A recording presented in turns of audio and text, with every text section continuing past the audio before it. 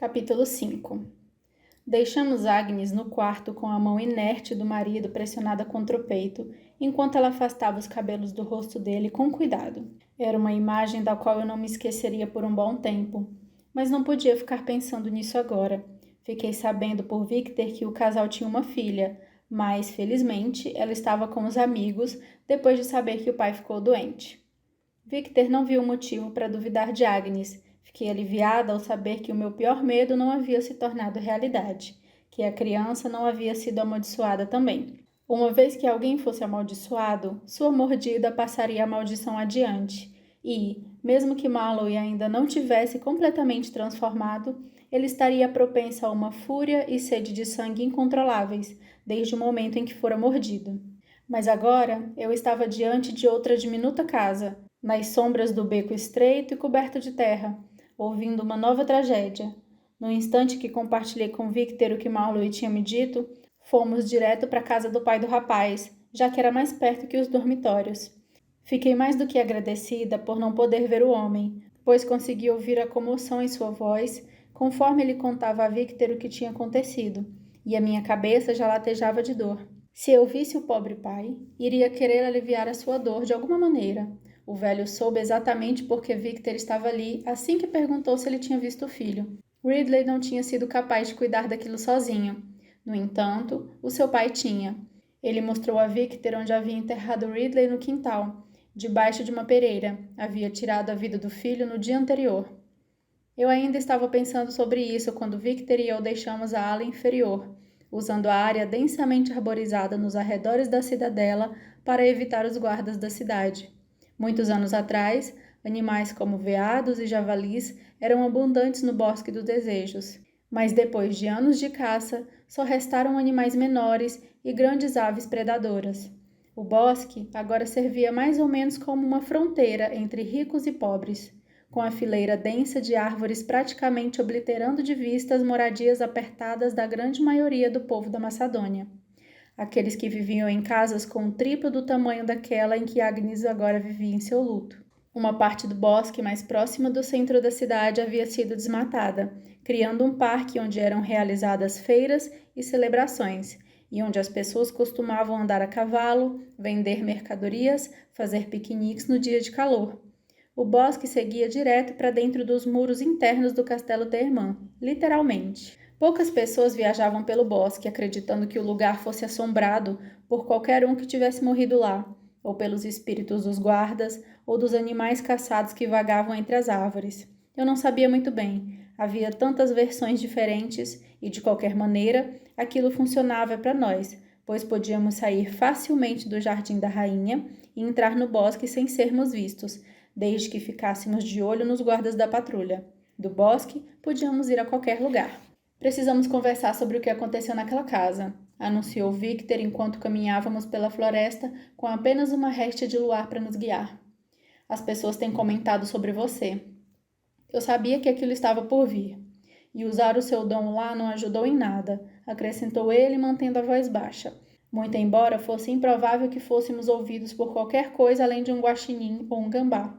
Você praticamente confirmou quem era. Se as pessoas estivessem comentando, então não disseram nada demais, respondi, e eu tinha que fazer alguma coisa. A dor daquela mulher era insuportável para ela, ela precisava de um alívio. E se tornou insuportável para você também? Presumiu ele. Quando eu não disse nada, ele acrescentou, está com dor de cabeça? Não é nada, fiz pouco caso. Nada, rosnou ele. Eu entendo porque você quer ajudar, e respeito isso, mas é um risco, Pop. Ninguém disse nada por enquanto, talvez as pessoas se sintam em dívida com você, mas isso pode mudar, e você precisa tomar mais cuidado. Eu tomo cuidado, respondi, muito embora não pudesse ver a sua expressão, já que ele também havia coberto o rosto com o capuz. Eu sabia que ele havia me lançado um olhar de descrença. Dei um sorriso fingido. Sei quais são os riscos. E está preparada para enfrentar as consequências caso o Duque descubra o que você anda fazendo? Desafiou ele. Senti um embrulho no estômago enquanto brincava com o fio solto da minha capa. Estou. Victor xingou baixinho. Se a situação fosse outra, eu teria rido dele. Você é tão corajosa quanto qualquer guarda da colina. Tomando aquilo como um grande elogio, eu sorri. Bem, obrigada. E tão tola quanto qualquer recruta. Meu sorriso sumiu. Retiro meu agradecimento. Eu jamais deveria ter permitido que você começasse a fazer isso. Ele pegou um galho baixo, afastando para o lado. Andar no meio das pessoas representa um grande risco de ser descoberta. Curvei o corpo para passar debaixo do galho e olhei para ele. Você não permitiu que eu fizesse nada, lembrei a ele. Apenas não pôde me impedir. Ele parou, me pegou pelo braço e me virou para que eu encarasse. Entendo o motivo de você querer ajudar. Não pôde fazer isso com os seus pais. Estremeci. Isso não tem nada a ver com eles. Não é verdade, você sabe disso. Você está tentando compensar o que não conseguiu fazer quando era criança. Ele abaixou tanto a voz que eu mal pude ouvi-lo por entre a brisa que agitava as folhas acima das nossas cabeças. Mas é mais do que isso. E o que é? Acho que você quer ser pega. O quê? Você realmente acha isso? Dei um passo para trás, me desvencilhando dele. Você sabe o que o Duque faria se descobrisse? E sei mesmo. É improvável que eu me esqueça de uma daquelas ocasiões em que tive de ajudá-la a voltar ao seu quarto. Sua voz ganhou um tom duro e um calor me subiu à face. Eu odiava isso. Odiava como eu me sentia por algo que outra pessoa tinha feito comigo. Eu absolutamente odiava a imensa vergonha que ameaçava me sufocar. Você corre riscos demais, Pop, mesmo sabendo que não teria de se justificar apenas para o Duque ou para a rainha, continuou ele. Às vezes me pergunto se você não gostaria de ser considerada indigna. A irritação inflamou dentro do meu peito, e uma parte de mim reconhecia que era porque Victor estava desenterrando velhas mágoas e chegando muito perto de uma verdade oculta que eu não gostaria de descobrir, e na qual não gostaria de me aprofundar. Pega ou não, os deuses já não sabem o que eu faço? Não há nenhum motivo para correr mais riscos, já que nada escapa deles. Não há motivo para você correr risco algum.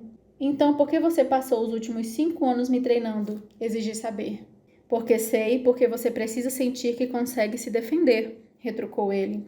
Depois de tudo que você sofreu e do que tem de suportar, entendo a necessidade de se proteger com as próprias mãos. Mas se eu soubesse que isso a levaria a se colocar em situações em que correria risco de ser exposta, eu nunca teria treinado. Bem, é tarde demais para mudar de opinião. Isso é verdade, ele suspirou. E uma maneira de evitar o que acabei de dizer. Evitar o quê? Perguntei, fingindo ignorância. Você sabe muito bem do que eu estou falando. Balançando a cabeça, me virei e comecei a andar. Eu não ajudo as pessoas porque eu quero que os deuses me considerem digna. Não ajudei Agnes porque esperava que ela contasse a alguém que a notícia se espalhasse. Ajudo porque é uma tragédia e que não precisa ser agravada forçando as pessoas a assistir aos seus entes queridos serem queimados até a morte. Pisei sob um galho de árvore caído, sentindo a minha dor de cabeça piorar. Mas não tinha nada a ver com o meu dom, e sim com a conversa. Desculpe por arruinar a sua teoria, mas eu não sou sádica. Não, disse ele atrás de mim. Não é. Você só está com medo. Virei o corpo bruscamente e olhei para ele de boca aberta. Medo? Da sua ascensão. Sim, você está com medo. Não há vergonha em admitir isso. Ele avançou, parando na minha frente. Pelo menos não para mim. Mas para os outros, como os meus tutores ou sacerdotes, não seria algo que eu pudesse admitir. Eles encarariam aquele medo como um sacrilégio, como se a única razão pela qual eu pudesse ter medo fosse algo horrível e não pelo fato de não fazer a menor ideia do que aconteceria comigo durante a ascensão. Se eu iria sobreviver ou morrer. Fechei os olhos. Eu entendo, repetiu Victor. Você não faz a menor ideia do que vai acontecer. Entendo mesmo. Mas, Pop, não importa se você corre riscos desnecessários propositalmente, nem se está com medo ou não. O resultado final não será alterado. Tudo que você vai conseguir é provocar a ira do Duque. Só isso. Abri os olhos e não vi nada além de escuridão. Pois não importa o que você faça, não será considerada indigna, concluiu Victor. Você vai ascender. As palavras de Victor me mantiveram acordada durante a maior parte da noite. Acabei faltando à nossa sessão de treinamento matinal realizada em um dos antigos aposentos da parte quase abandonada do castelo. Sem nenhuma surpresa, Victor não bateu na porta dos empregados. Se aquilo não fosse prova o suficiente de como ele me conhecia bem, eu não sabia mais o que podia ser. Eu não estava brava com ele. Para ser sincera, eu podia ficar irritada e chateada com ele todos os dias, mas nunca ficava brava com Victor. Não creio que ele achasse que eu me sentia assim. Ele apenas tinha atingido um ponto sensível na noite passada e estava ciente disso. Eu estava com medo da minha ascensão. Sabia disso e Victor sabia disso. Quem não estaria? Embora Tawny acreditasse que eu votaria como uma acendida, ninguém poderia saber ao certo. Ian não eram como eu. Não havia regras impostas a ele quando estávamos na capital, ou enquanto crescíamos aqui. Ele tinha ascendido porque era o irmão da donzela, da escolhida, e porque a rainha havia pedido uma exceção. Então, sim, eu estava com medo. Mas será que eu estava propositalmente quebrando as regras e dançando alegremente na corda bamba na esperança de ser considerada indigna e despojada da minha posição? Isso seria incrivelmente irracional. E eu podia ser bastante irracional. Como quando vi uma aranha e me comportei como se ela fosse do tamanho de um cavalo e tão calculista quanto o assassino. Aquilo foi irracional. Mas ser considerada indigna provocaria o meu exílio, e aquilo seria uma sentença de morte. Se eu tinha medo de morrer durante a ascensão, então ser exilada não melhorava muito a minha situação. E eu tinha medo de morrer, mas a minha desconfiança da ascensão era mais do que isso. Não era minha escolha. Eu nasci para aquilo, do mesmo modo que todos os segundos filhos e filhas. Muito embora nenhum deles parecesse temer o futuro, também não haviam escolhido aquilo. Eu não estava mentindo, ou tentando encobrir um plano oculto quando ajudei Agnes ou me expus a Marlowe. Fiz aquilo porque podia, porque era minha escolha. Treinei para usar uma espada e um arco porque era minha escolha. Mas será que havia outro motivo por trás de me esgueirar para assistir às lutas ou nadar nua? De visitar covis de jogos, espreitar em partes do castelo proibidas para mim, ou ouvir conversas que não deveria ouvir? Ou quando deixava meus aposentos sem Victor ou Rylan só para espionar os bailes realizados no salão principal? Ou observar as pessoas no Bosque dos Desejos, e quanto ir ao Pérola Vermelha, deixar que Hawke me beijasse, me tocasse. Eu tinha feito todas aquelas escolhas porque eram minhas escolhas, mas será que também poderia ser o que Victor tinha sugerido? E se no fundo eu não tivesse apenas tentando viver e experimentar tudo que pudesse antes da minha ascensão? E se eu estivesse, em algum nível inconsciente, tentando garantir que a ascensão nunca acontecesse? Aqueles pensamentos me incomodavam ao longo do dia e, pela primeira vez, não me senti tão irrequieta em meu confinamento, pelo menos não até que o sol começasse a se pôr. Após ter dispensado Tawny horas antes do jantar, já que não havia motivo para que ela ficasse sentada ali enquanto eu não fazia nada além de olhar sombriamente pelas janelas, finalmente fiquei irritada comigo mesma e abri a porta com o safanão. Dei de cara com Rylan descansando do outro lado do corredor. Estanquei de susto. Vai a algum lugar, Pen? Perguntou ele. Pen. Rylan era a única pessoa que me chamava assim. Eu gostava. Soltei a porta. Ele se moveu lentamente para trás, batendo no meu ombro. Não sei. Ele sorriu para mim enquanto passava a mão pelos cabelos castanho claros. Já está na hora, não é? Olhando para trás pelas janelas, vi que estava anoitecendo e fiquei surpresa. Eu tinha perdido um dia inteiro em autorreflexão. A sacerdotisa Anália ficaria maravilhada se soubesse disso, mas não com os motivos. De qualquer modo, tive vontade de me dar um soco na cara. Mas já está na hora, assenti e comecei a sair. Acho que você está esquecendo alguma coisa, disse ele, batendo com o dedo no rosto barbado. Meu véu.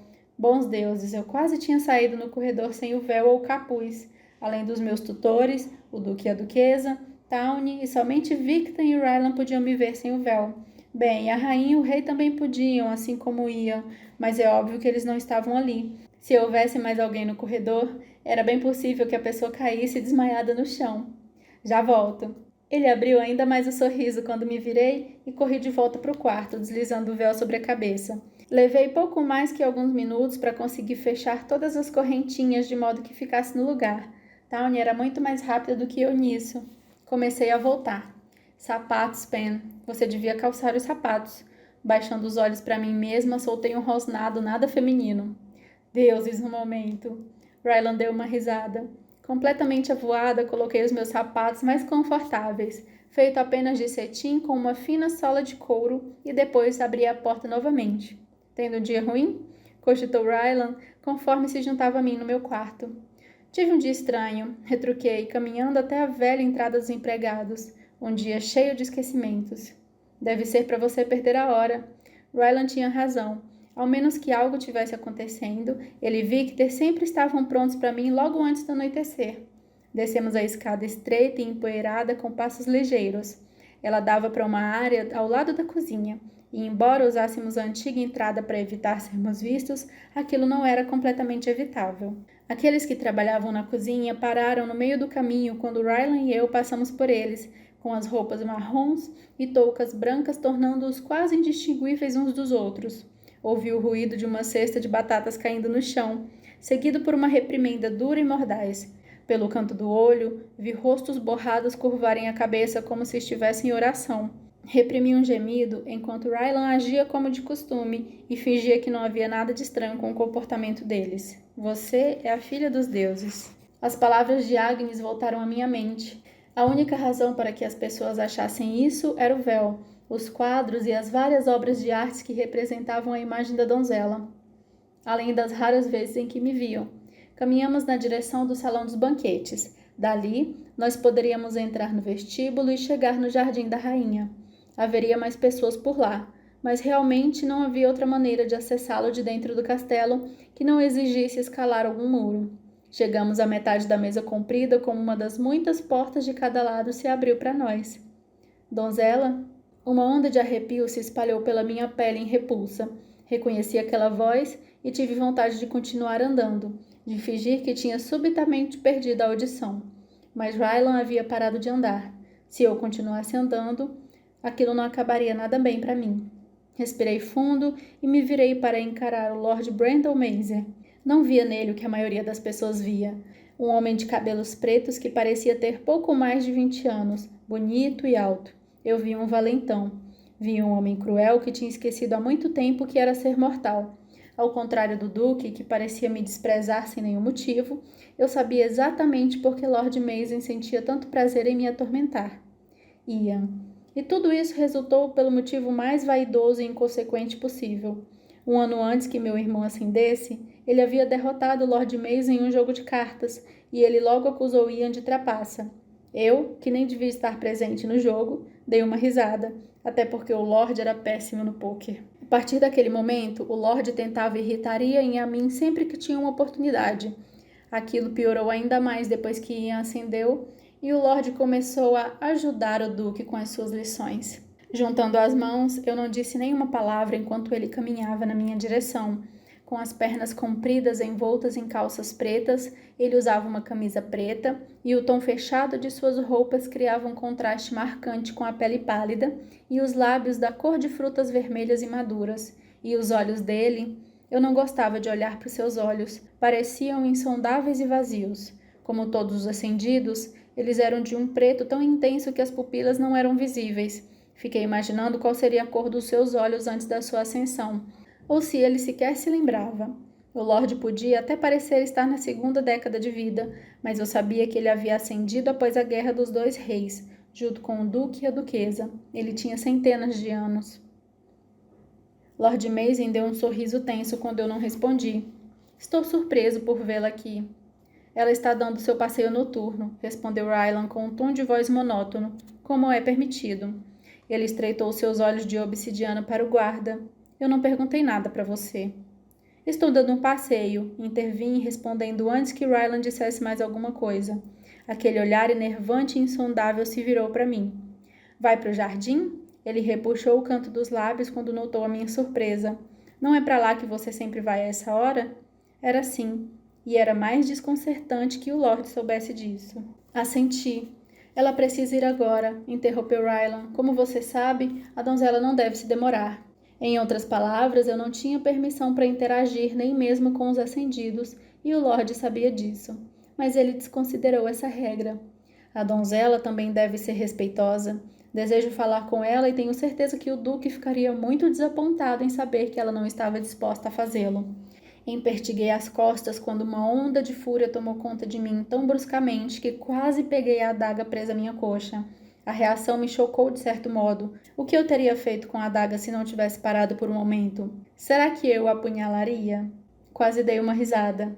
Mas nada disso era engraçado. A ameaça velada de falar com o Duque foi eficaz. O Lorde nos deixou acuados, pois, ainda que eu não devesse interagir, o Duque não fazia o Lord Mason seguir as mesmas regras que os outros. Se eu fosse embora, seria punida, e Rylan também.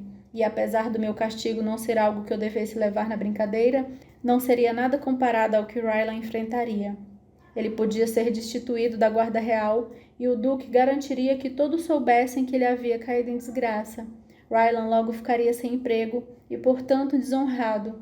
Não era a mesma coisa que ser exilado, mas a sua vida se tornaria infinitamente mais difícil. Endireitei os ombros. Nada me traria mais prazer que falar com você.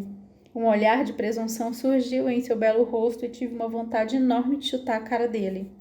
Vamos, ele estendeu a mão, envolvendo meus ombros com o braço. Gostaria de falar com você em particular.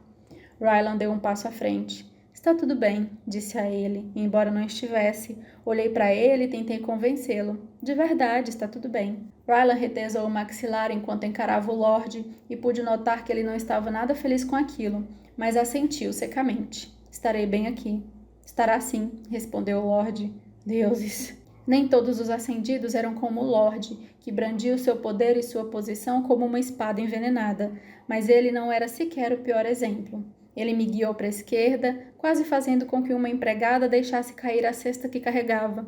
Parecia não tomar conhecimento da existência dela enquanto seguia em frente. Qualquer esperança que eu tivesse de que ele pretendia falar comigo a poucos passos de distância acabou assim que ele nos levou até uma das alcovas sombrias entre as portas. Eu já devia saber. Ele afastou as cortinas brancas e pesadas e praticamente me puxou para o espaço estreito, onde a única fonte de luz era uma pequena arandela acima da espreguiçadeira acolchoada. Eu não sabia para que aqueles cômodos meio ocultos serviam, mas já tinha ficado presa neles em mais de uma ocasião. Dei um passo para trás, um pouco surpresa que o Lorde tenha permitido isso. Ele ficou me observando com um sorriso de volta aos lábios, enquanto eu me posicionava de modo a ficar perto de uma das cortinas. Ele se sentou na espreguiçadeira, esticando as pernas enquanto cruzava os braços sobre o peito. Com o coração disparado, escolhi as palavras com cautela. Eu não posso mesmo me demorar. Se alguém me visse aqui, eu arranjaria problemas com a sacerdotisa Anália. E o que aconteceria se a boa sacerdotisa dos templos soubessem que você estava se demorando aqui? Perguntou ele, com o corpo parecendo solto e relaxado. Mas eu sabia das coisas. As aparências podiam ser enganosas. Os ascendidos eram rápidos quando queriam ser. Eu já os tinha visto se movendo de modo que não passavam de um mero borrão. Ela denunciaria seu mau comportamento ao duque? Continuou ele. Aprecio muito as lições dele. O nojo era uma erva daninha que fincava raízes dentro de mim. É óbvio que ele apreciava as lições do duque. Não sei muito bem o que ela faria. Pode valer a pena descobrir, ponderou ele, distraidamente. Pelo menos para mim. Fechei a mão em punho. Não quero desagradar ao duque nem à sacerdotisa. Ele baixou o olhar. Aposto que não. Uma dor intensa e ardente irradiou do lugar onde cravei as unhas na palma da mão. Sobre o que você gostaria de falar comigo? Você não fez a pergunta do jeito adequado. Procurando me conter e me acalmar, fiquei agradecida pelo véu. Se o Lorde pudesse ver o meu rosto por inteiro, saberia exatamente como eu me sentia. Saberia que eu estava em brasas com o ódio ardente. Eu não sabia porque o Lorde achava tão divertido me assediar, nem o motivo pelo qual encontrava tanto prazer em me deixar desconfortável. Só que vinha agindo assim nos últimos anos. Mas ele era ainda pior com os empregados do castelo. Eu já tinha ouvido os avisos sussurrados para a nova equipe. Evite chamar a atenção ou desagradá-lo. Apesar de tudo, havia um limite que ele podia fazer comigo. Com os empregados, não creio que ele pensasse que havia sequer uma fronteira que não devesse ultrapassar. Ergui o queixo. O que você gostaria de discutir comigo, Lord Mazin? O vislumbre de um sorriso frio surgiu no seu rosto. Percebi que fazia um bom tempo que eu não a via.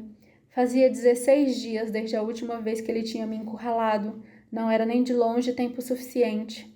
Sentia sua falta, acrescentou ele. Eu tinha as minhas dúvidas. Meu Lord, eu tenho que ir. Respirei fundo quando ele se levantou. Em um instante ele estava deitado na espreguiçadeira. No seguinte, estava diante de mim.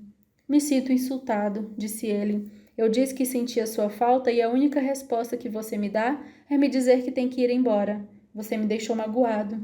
O fato de ele ter dito quase as mesmas palavras que Hawke não mais do que 2 noites atrás não me passou desapercebido, nem as reações completamente opostas que tive ao ouvi-las.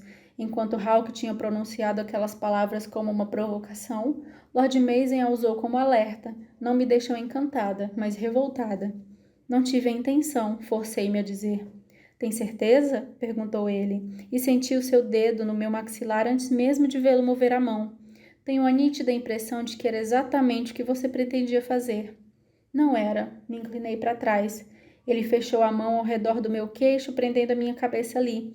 Quando puxei o ar, achei que tivesse sentido o cheiro de alguma flor, almiscarada e doce nos dedos dele. Você devia tentar ser mais convincente se quiser que eu acredite nisso.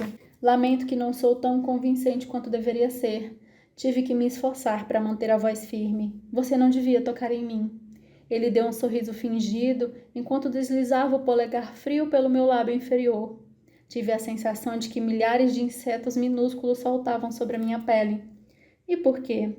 O Lorde sabia muito bem o porquê. Eu sou a donzela, respondi mesmo assim. Isso é verdade. Ele deslizou os dedos pelo meu queixo até chegar à renda áspera que cobria o meu pescoço. Sua mão seguiu adiante, roçando a minha clavícula. A palma da minha mão ardia com a necessidade de sentir o punho da adaga e os meus músculos se retesaram com o conhecimento e a habilidade para reagir, para fazer com que ele parasse com aquilo. Um tremor percorreu meu corpo enquanto eu lutava contra o ímpeto de revidar. Não valia a pena o que aconteceria depois. Fiquei repetindo aquilo para mim mesma conforme ele descia os dedos pelo meio do meu vestido. Não era só por causa do medo de uma punição. Se eu mostrasse que era capaz, o Duque ficaria sabendo que eu tinha recebido treinamento. E duvidava muito que ele precisasse dar um grande salto de lógica para determinar que Victor tinha sido responsável. Mais uma vez, fosse lá o que eu fosse enfrentar, não seria nada em comparação ao que Victor enfrentaria. Mas havia um limite para o que eu conseguia tolerar. Dei um passo para trás, aumentando a distância entre nós. Lord Mason inclinou a cabeça, então riu suavemente. Meu instinto despertou e me apressei para sair através da cortina, mas não fui rápido o bastante. Ele me pegou pelo quadril e me virou. Não tive sequer um segundo antes que ele me enlaçasse pela cintura e me puxasse contra o seu corpo. A outra mão permaneceu onde estava, entre os meus seios. O contato do corpo dele contra o meu, aquela sensação, me provocou uma onda de repulsa. Você se lembra da sua última lição? Seu hálito era gélido contra minha pele, logo abaixo do véu. Não acredito que você tenha esquecido. Eu não tinha me esquecido de lição alguma.